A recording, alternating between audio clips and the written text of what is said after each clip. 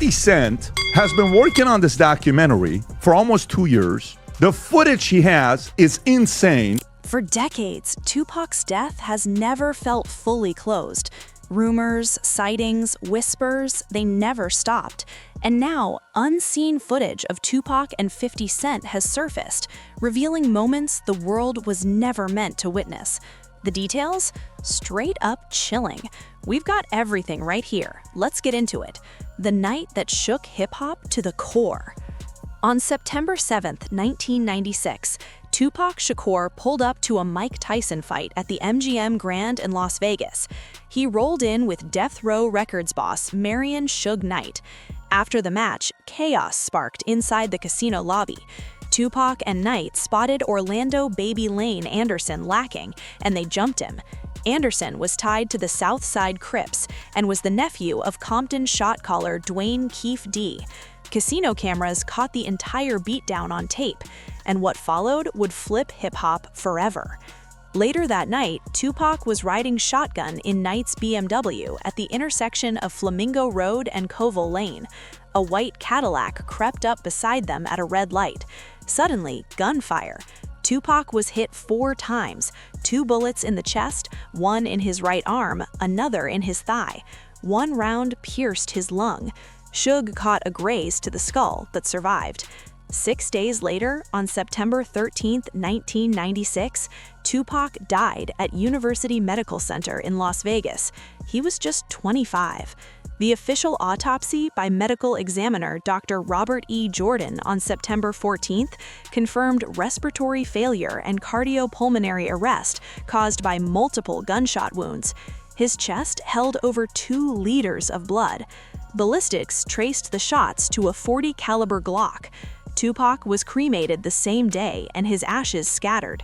The case fell apart almost instantly. Nobody talked. Gang politics blurred jurisdiction. Fear kept lips sealed. For 27 years, the investigation stayed cold, even though everyone on the streets of LA and Compton already knew who did it. Tupac himself seemed to sense his time was short. When asked where he'd be in 20 years, his answer showed he was already thinking about legacy and mortality. When you see yourself in English. If God give me breath for 20 more years, I see myself changing the world because my thought patterns are so opposite of what's the norm. Really? So I would have to change the world or I have to change by the world. The East Coast-West Coast war that fed into his death had hip-hop in a chokehold. In the mid-90s, the media fanned flames, turning every diss into a headline of incoming war. Tension between Death Row on the West and Bad Boy on the East went from business to blood. Tupac being shot at Quad Studios in New York in 1994, robbed and hit 5 times, had him convinced East Coast figures were behind it. After serving time for sexual assault, he signed with Death Row in exchange for a 3-album contract. Under Suge's watch, Tupac tapped into rage like never before, recording endlessly and dropping diss tracks for every enemy in his path. The beef climaxed with Hit 'Em Up in June 1996, still the most brutal diss track ever. But Tupac insisted it wasn't hate, it was about respect, loyalty. It was never a beat, it's only a difference in opinion. That's like me being mad at my little brother because he getting cash now. I'm not mad at that. I'm just mad at my little brother when he don't respect me. And when you don't respect me, I'm gonna spank your ass. I don't give a how rich you got on the block. I'm your big brother. I will break your big ass down. 50 Cent, who would later become one of the biggest names in the game, broke down what made the Tupac situation different from regular rap battles. Within hip-hop culture, the terminology beef, it came following Biggie and Tupac. Or there was always battling a part of the culture. What happened to they battling each other? You gotta look back at it when time passes and you look and you say, you said things that agitated each other to the point that you might have wanted to run into each other, but you didn't have an initial reason that developed a passion for you to go see him, or you would have ran into each other right away. Right. Because what I consider beef is we're not waiting for you to, you'll just be in the same place. Right. You know, that's waiting to take the L, actually. Because if y'all have a serious issue, you need to address that Immediately. 50 Cent cut straight through the noise. He made it clear, this wasn't just rap beef. This was real life, real gangs. The beatdown at the MGM and the retaliation hours later made everything lethal. Tupac's death shook the entire culture. Then, 6 months later, March 9, 1997, the notorious B.I.G. was killed in a Los Angeles drive-by after leaving a Peterson Museum party. Losing both icons back-to-back forced hip-hop to look in the mirror. Meanwhile, a 21-year-old Curtis Jackson was in Queens, grinding, hustling, and recording demos with Jam Master Jay. He never met Tupac, their lives never crossed, but Tupac's voice was already shaping who 50 would become.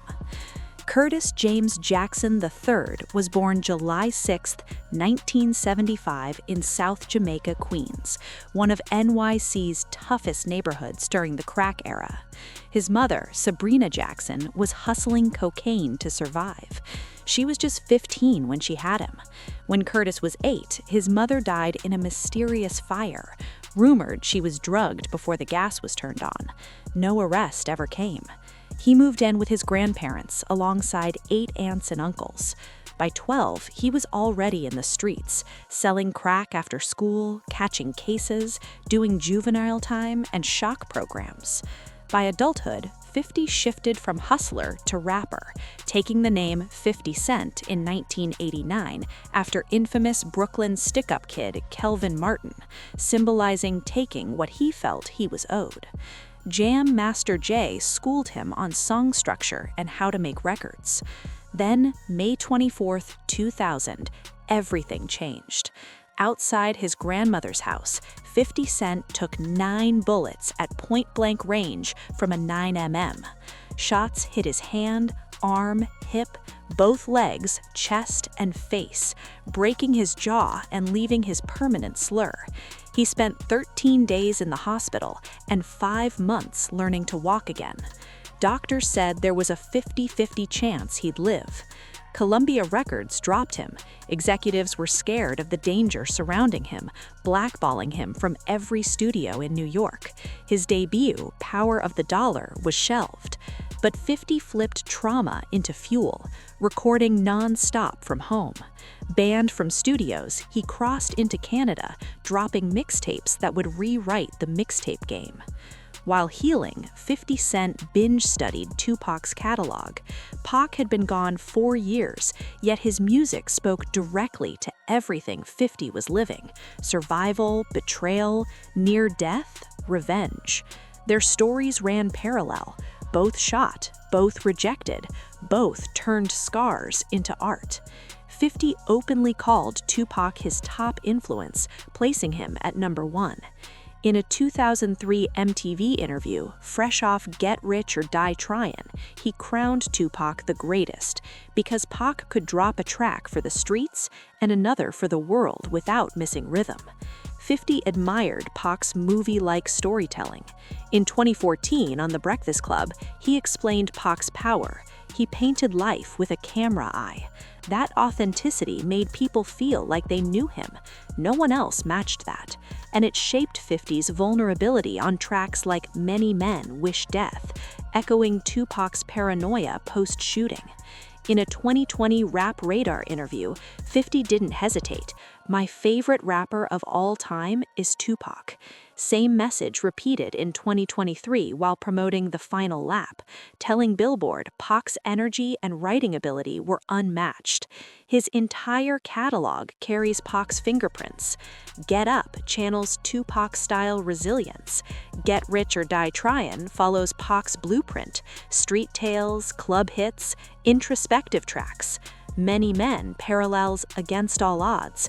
In the Club mirrors the celebratory spirit of California Love. 21 Questions reflects the emotional tone of Dear Mama. Even his melodic hooks over hard beats, straight from Tupac's All Eyes on Me experimentation.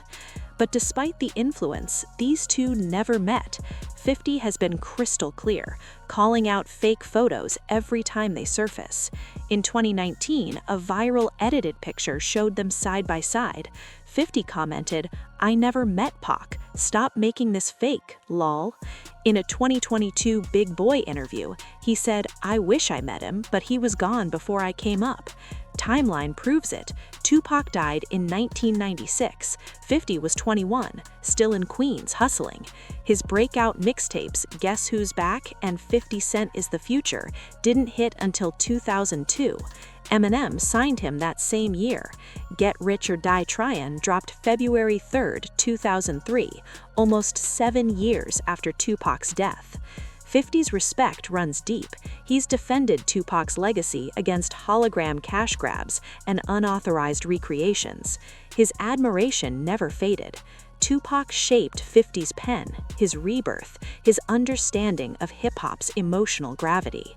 But while 50 built an empire inspired by a ghost, what truly happened in Vegas stayed locked away until one man couldn't keep quiet. 27 years of silence shattered. For nearly 3 decades, Tupac's murder remained unsolved. Police knew the outline, the streets knew the truth, but nobody testified. No charges. The file went ice cold. Then, Dwayne Keefe D started talking. Known as Keefe D, a former Southside Crips boss, he was in the white Cadillac that pulled up beside Tupac's BMW that night. Orlando Anderson, his nephew, was the same guy Tupac and Suge stomped out in the MGM lobby hours earlier. For years, Keefe D stayed silent. Then he wrote a book. Then interviews. Then more interviews. September 29, 2023, Keefe D was arrested in Henderson, Nevada, caught casually walking near his house. He was 60. Law enforcement said the arrest came from years of work and renewed attention sparked by his own public confessions, documentaries, and his 2019 book, Compton Street Legend. A Clark County grand jury charged him with 1 count of murder with a deadly weapon and gang enhancements under Nevada law, which allows prosecutors to charge those involved in setting up the crime, even if they didn't fire the gun. Prosecutors claim Keefe D was the mastermind, retaliating for the MGM beatdown, supplying the .40 Glock used and coordinating Anderson and the others in the white Cadillac. In a Vlad TV interview, Keefe D described the moments before the shots, how their ride rolled up beside Tupac's BMW at that red light on Flamingo Road. We coming up, what's the name? What's that, Flamingo? Yeah, I think that's Flamingo. We was coming up Flamingo and got to the light. We was gonna go drink, smoke some weed, and he happened to be hanging out the window. He was hanging out the window like he was in a parade. When Vlad pressed him about what popped off next, Keefe D confirmed he and Suge Knight locked eyes right before shots started flying. It looked like he was reaching, yeah. Yeah, it did. Once he got to reaching, I got to ducking. He starts blasting. You say Suge looks over, he sees you. He looks right at you. Yeah, he looked at me. Okay. Keefe D then broke down what he saw inside Tupac and Suge's BMW while the shots were ringing out. I seen a bullet going Suge's head. I thought he was dead. So Orlando shot across Dre? He leaned over on the window, we rolled down the window, pop. DJ Vlad, whose interview with Keefe D ended up being central to the renewed investigation, talked about how major it was to get that first-hand account on camera. I have to say the Keefe D interview. I mean, you can't just not mention that because I feel that single-handedly answered everyone's questions about how your homie Tupac passed away. I think after watching that, no one could really run with anything but that. Only first-hand account. And the important part is that his story also perfectly matches up with everyone else who was there. Yeah, I mean, including you. You just gotta have Chris Carroll, and so I think that ultimately, I feel like kind of solved.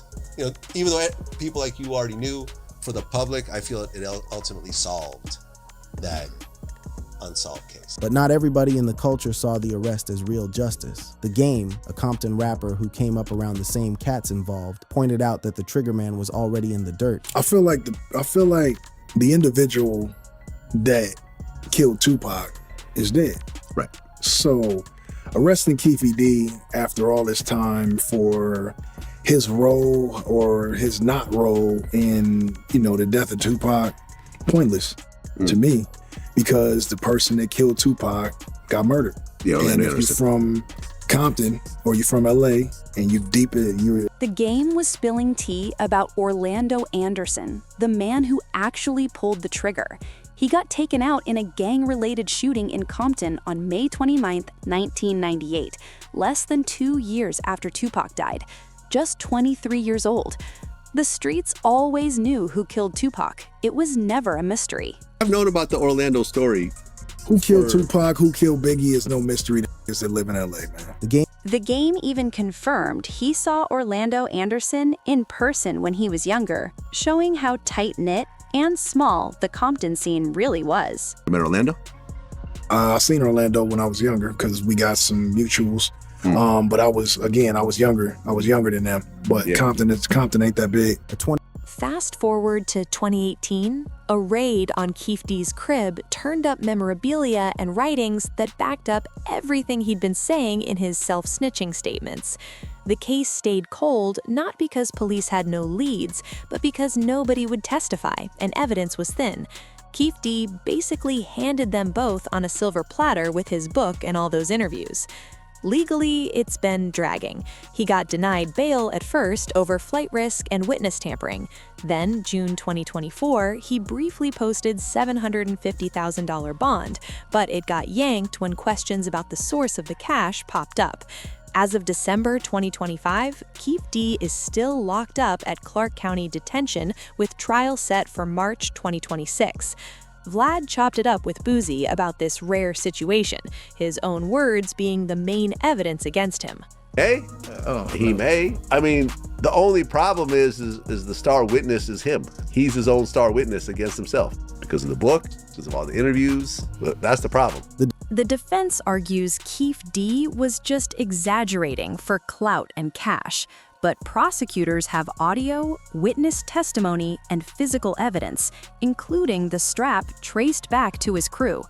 Vlad pointed out that Keefe D literally put himself at the scene in his own words. He wrote a book about it, putting himself in the car and making himself an accessory. He's the only living person. So I don't see how it's him against him. The trial will decide if Keefe D's confessions actually stick. But to understand why he was even in that white Cadillac, you gotta look at the forces shaping Tupac long before Vegas, the roots of the conflict. Tupac Shakur's story started in revolutionary fire, ran through poverty and instability, and exploded into music that mixed rage with idealism. Born as Lassane Parish Crooks on June 16, 1971 in East Harlem, Manhattan, his mom, Afeni Shakur, was a major figure in the Black Panther Party and one of the Panther 21 defendants. Arrested in April 1969 while pregnant, she faced conspiracy charges for planning bombings, spent most of her pregnancy locked up, and represented herself in court, winning acquittal on all 156 counts in May 1971, just before Tupac was born. She renamed him Tupac Amaru Shakur after the 18th century Peruvian revolutionary Tupac Amaru II, a symbol of resistance. Afeni said, "I wanted him to know he was part of a world culture, not just a neighborhood."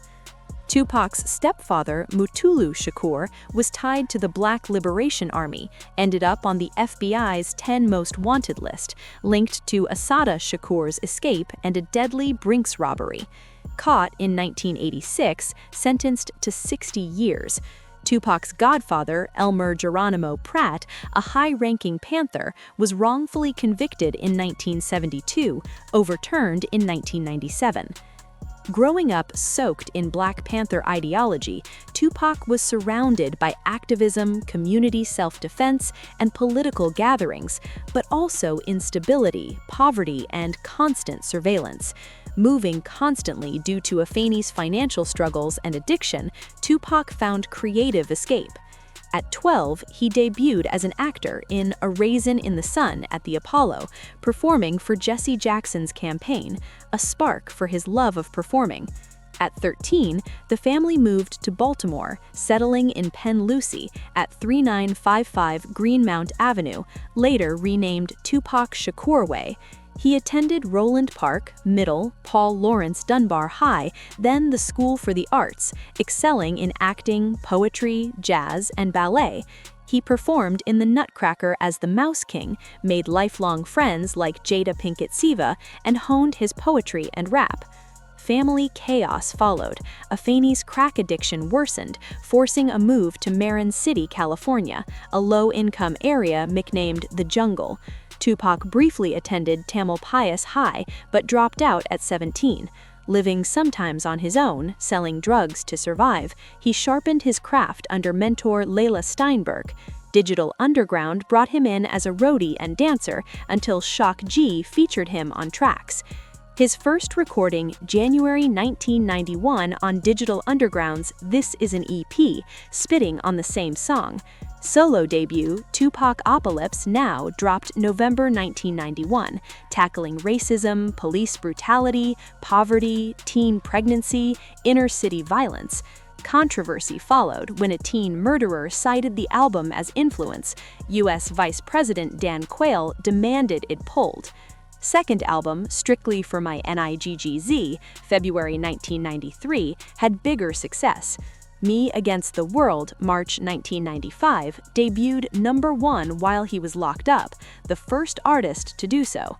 Dear Mama hit #9 on Hot 100, later inducted into the Library of Congress. Then Death Row. While serving time, Tupac inked a deal with Suge Knight, who posted his $1.4 million bail.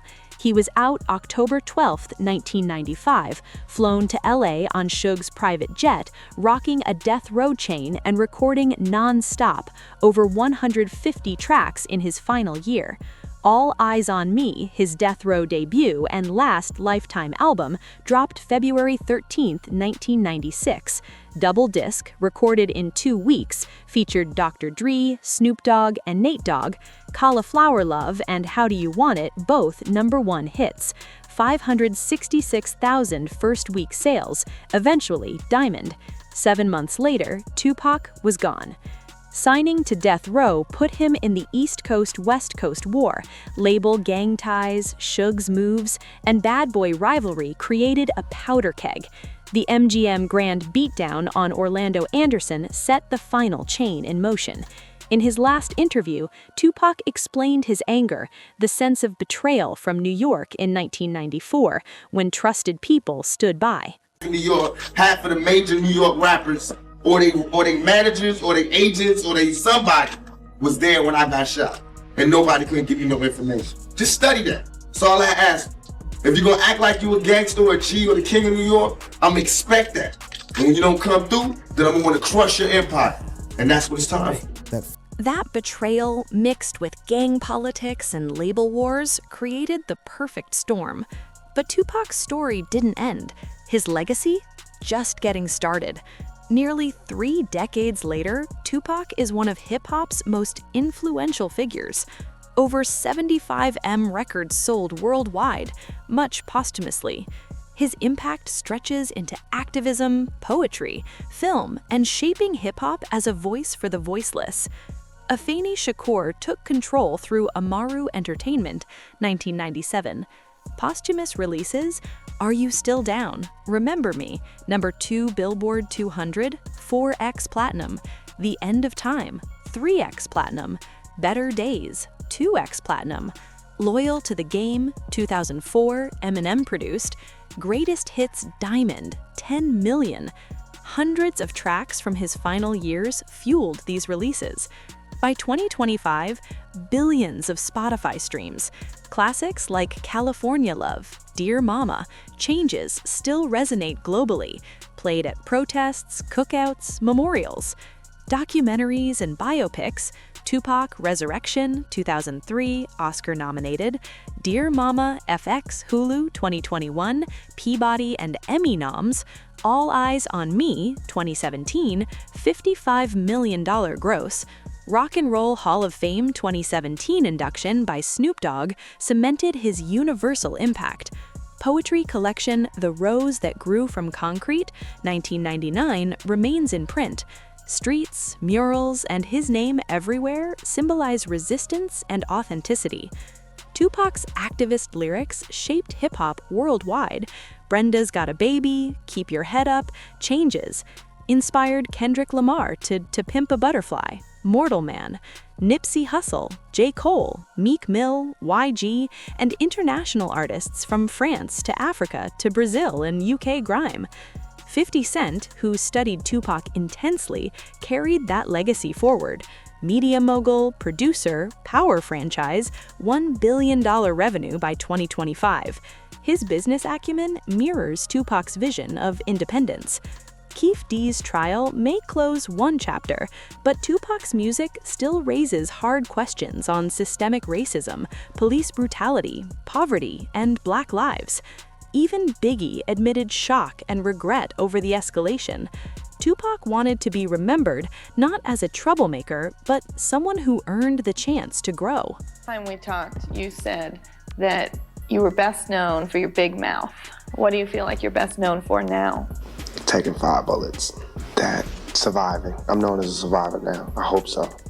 For the jail thing, bullets and everything, controversies and everything.